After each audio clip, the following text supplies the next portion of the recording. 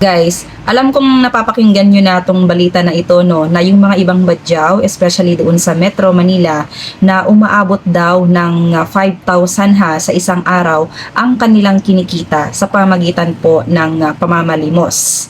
No? Ako naman kapag lumalabas ako, kapag nandun na ako sa isang syudad, nandoon nga yung mga badyaw sa paligid-ligid lang. Meron pang isang time na kumakain ako, may lumapit sa akin na badyaw at yes, kung tinitignan natin, malakas sila.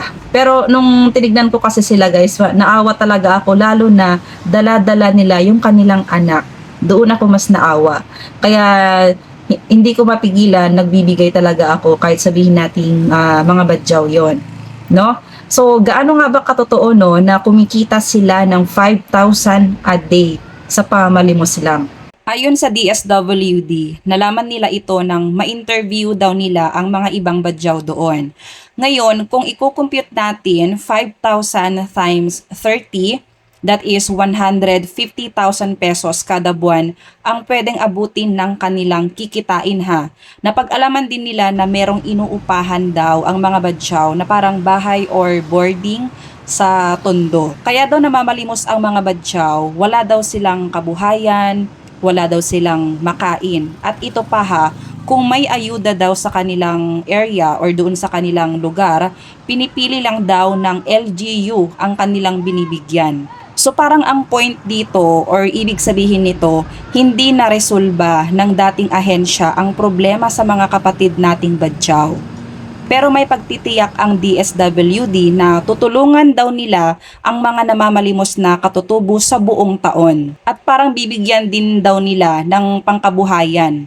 Hindi ko alam kung magkano yung capital na ibibigay nila sa mga badyaw. Ngayon naman, nung nag-browse ako dito sa Facebook, marami na namang nagsabi na magpapalit na lang daw sila ng trabaho kasi naiinggit sila sa kinikita ng mga badyaw. Ay nako, mga Pinoy talaga no. At least guys, ang lesson dito, kailangan mo talagang magseryoso sa buhay para makahanap ng stable job, hindi ka maghirap, at pinaka-importante, maibigay ang buhay na nararapat sa magiging pamilya natin. Pero paalala lang guys, huwag tayo humusga agad kung hindi pa natin alam ang buong kwento. Kung matatandaan ninyo guys, yung balita na itong si Badyaw Girl, nag-live selling siya sa kanyang TikTok beauty products yung kanyang binibenta.